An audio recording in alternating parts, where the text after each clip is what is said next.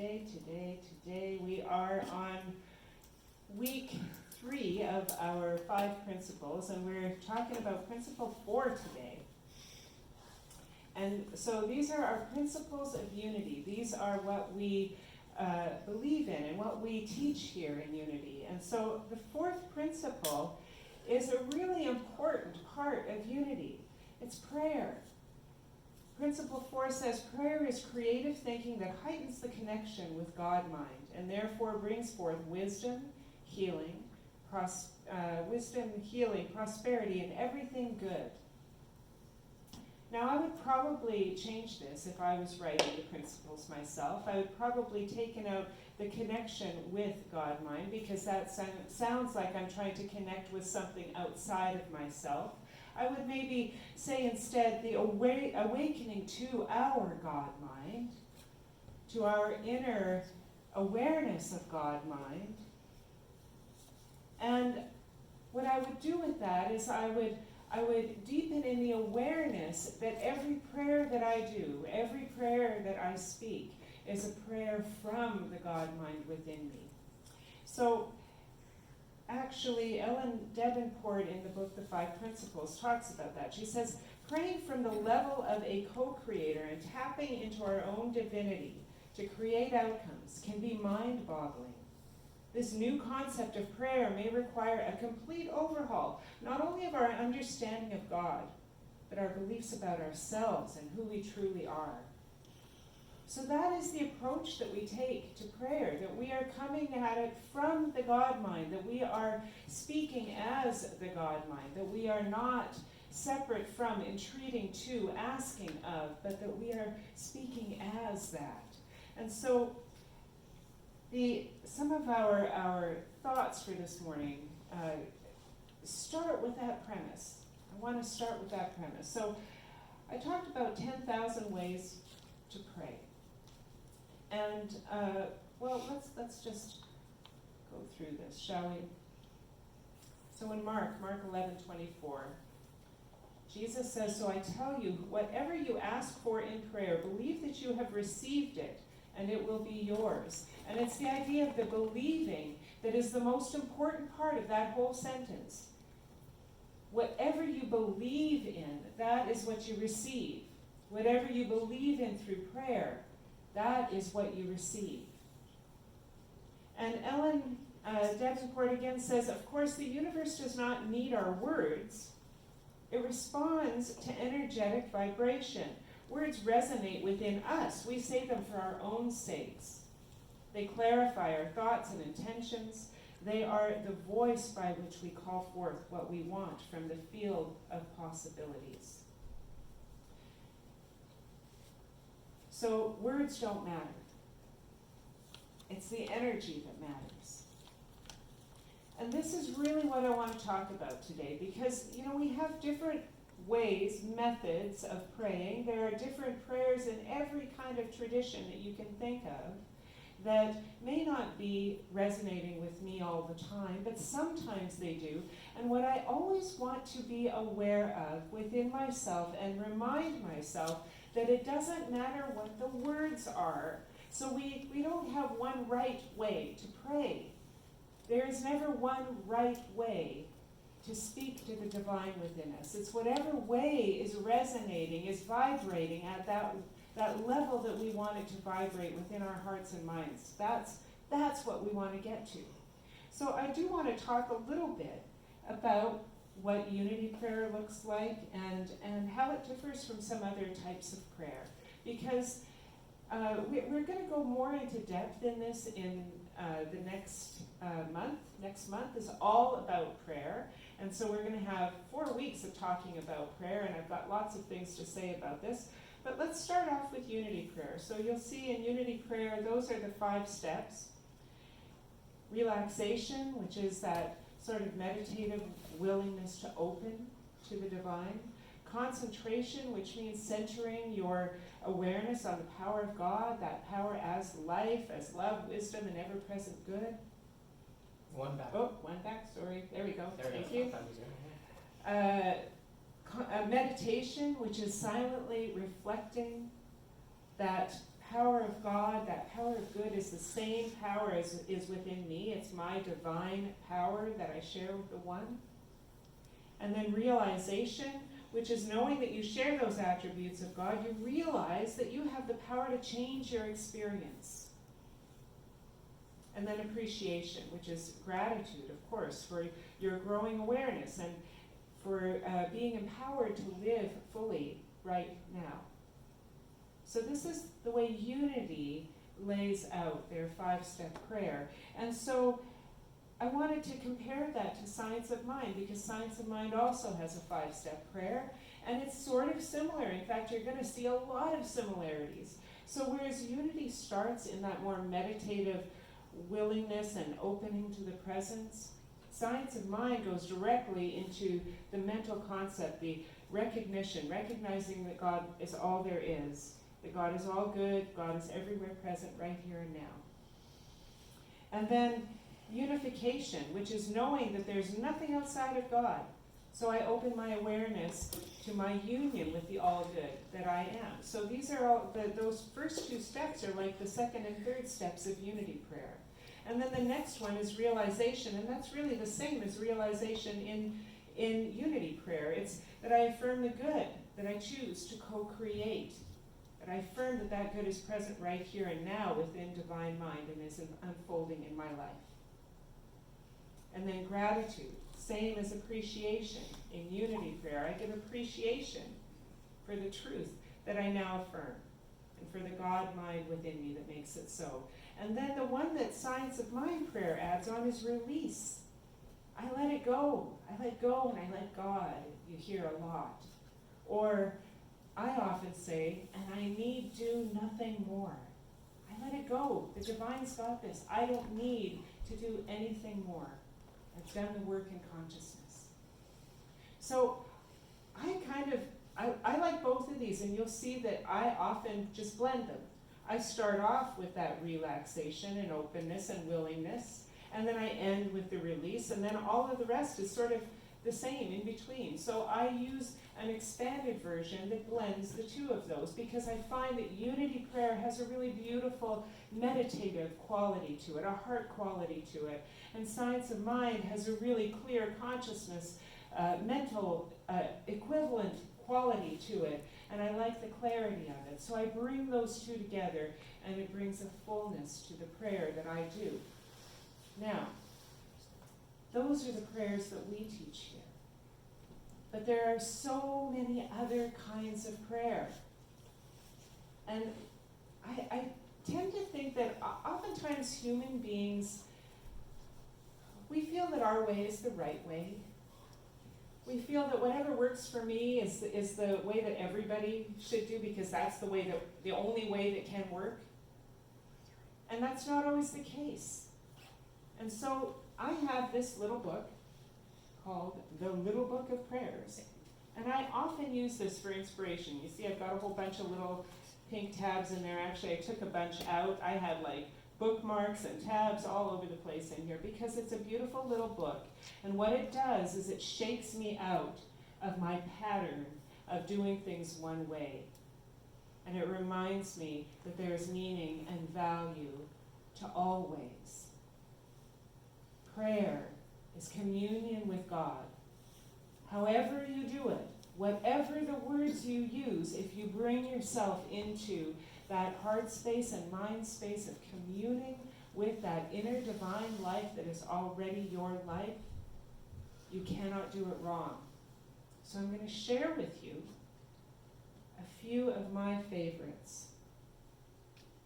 So these 2 are sort of from a Christian traditional way of doing it. The first one is by Michael Lunig. He writes, God help us to live slowly, to move simply, to look softly, to allow emptiness, to let the heart create for us. Now you'll notice the reason why I say this is a traditional kind of Christian prayer is because it begins with God help us. And oftentimes from the pulpit in Christian traditional Christian churches, you will hear, God help us, Please God, God be with us, God guide us, those sorts of things, asking for that from the divine. And what I do is I take that and I understand that the God within me is already helping me to do this. And simply by speaking the words, I am deepening into that ability to let the heart create within me. So what a beautiful prayer that is. And then, of course, the next one beside that, you know already, I'm sure you've all heard that. That's a prayer of St. Francis of Assisi. Lord, make me an instrument of your peace. Where there is hatred, let me sow love. Where there is injury, pardon. Where there is doubt, faith. Where there is despair, hope. Where there is darkness, light. Where there is sadness, joy. O divine Master, grant that I may not so much seek to be consoled as to console, to be understood as to understand, to be loved as to love. For it is in giving that we receive, it is in pardoning that we are pardoned, and it is in dying that we are born to eternal life. And when I say this one, again, this is asking. It seems to be asking outside. But when I say this one, I know that each one of these lines is an affirmation. When I'm saying, may I be, I'm saying, may I be to that highest part of myself. I'm saying, may I be to that divine self that is behind the small self that I live. Because I know that divine self already is all of that. And so I simply step back into it and be embraced by the divine self as it allows me to express that in my life. So that's how I see that. The prayer is a Christian prayer. It may be a different kind of prayer than I would normally do. But it is the prayer that will sometimes speak to me the deepest way that I need in that moment. So let's look at some more, shall we? So this one is an indigenous prayer. This one is from the Ute people, and the Ute people, that's what Utah was named after, so indigenous southern United States. And it's, earth, teach me stillness, as the grasses are stilled with light. Earth, teach me suffering, as old stones suffer with memory. Earth, teach me humility, as blossoms are humble with beginning. Earth, teach me caring, as the mother who secures her young. Earth, teach me courage, as the tree which stands alone. Earth, teach me limitation, as the ant which crawls on the ground. Earth, teach me freedom, as the eagle which soars in the sky. Earth, teach me resignation, as the leaves which die in the fall. Earth, teach me regeneration, as the seed which rises in the spring. Earth, teach me to forget myself, as melted snow forgets its life. Earth, teach me to remember kindness, as dry fields weep with rain. So beautiful. And when I read this, I don't read that I'm entreating or asking the earth as something outside of myself. What I read in that is that I am one with all of those things. I'm one with the grass and the stone and the blossoms. I am one with the tree and the leaf and the eagle and the seed. I'm one with all of it, and therefore I can know the truth for myself because I am shown by all of creation what it is to be real, to be me. So again, we have differences in the way that we approach prayer, but we are each approaching prayer in the, as Deepak Chopra said, when you ask for something, it's really the one asking the one. It is God asking God. And so as we are looking at all these different prayers, we see how we are asking, not of something outside of ourselves, but we're asking that deepest part of ourselves to bring into our awareness that which we already know is the truth. Next, a Buddhist prayer, and this is from Thich Nhat Hanh, who's a Vietnamese Buddhist. He says, waking up this morning, I smile. 24 brand new hours are before me. I vow to live fully in each moment and to look at all beings with eyes of compassion. Isn't that beautiful? And so a Buddhist prayer, you notice, is more like a promise to myself. It's setting an intention. And again, it fits very well within everything that I do, because I know as I set an intention in my own mind, as the Bible says, what you bind on earth, you bind in heaven. So I bind that in my own mind, in my own life, so that it is bound in the divine with me. And I receive the support of the universe to be that, to be the eyes of compassion. And then another one, the Taoist prayer. And this isn't really a prayer at all. It's just this is what you need to do. It's more of an instruction, which is very Taoist in its way of doing it. It says, take time to listen to what is said without words, to obey the law, too subtle to be written, to worship the unnameable, and to embrace the unformed. It's an instruction how to pray without praying, to simply be in the Tao, in the flow of life. All of these different ways are prayer. Every moment, every step can be a prayer. And every time we choose to commune with that inner divine life, we are in prayer already. And in fact, Ellen Davenport says it really beautifully. The most effective prayer of all might just be wordless, a period of silence to align ourselves with all that is and return to the wholeness that is our true nature. And our true nature is that unnameable and unformed source.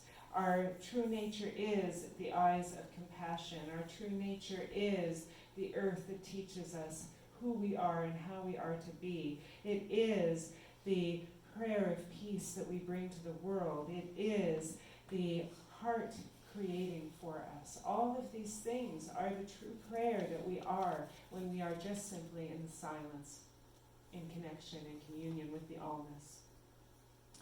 So my prayer, my experience of prayer is that no matter what words I use, no matter how I move through the mechanics of the prayer, whether I do a 5-step unity prayer or a 5-step spiritual mind treatment, as Ernest Holmes call it, or whether I do a dear God, please help me prayer.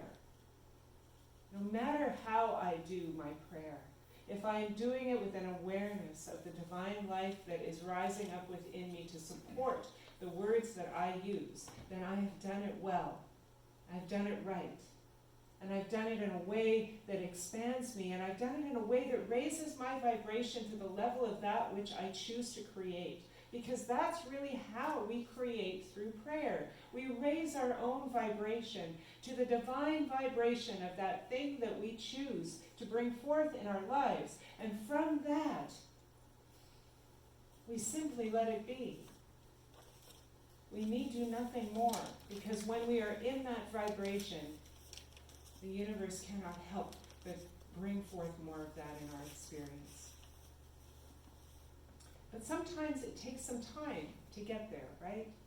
Sometimes I know that one of the biggest, maybe not complaint, but the biggest difficulty with prayer is that it doesn't seem to be right away. And I found a really great quote from Emmett Fox that says a lot about this. He says, Jesus tells us not to be discouraged because we do not overcome everything at once, or because our progress seems to be slow. If we're moving, if things are improving, even though not very quickly, we have no need to be discouraged. We need only to work on steadily, and provided we are wholehearted in our efforts, we shall surely be filled. So pray without ceasing. Pray in every part of your life. Pray in every way that makes sense to you in the moment. Pray in every way that you can receive from life around you. Pray in every way that lifts your heart, and allow yourself to be inspired to move forward, to one step at a time, to continue to move into the life that is yours to live.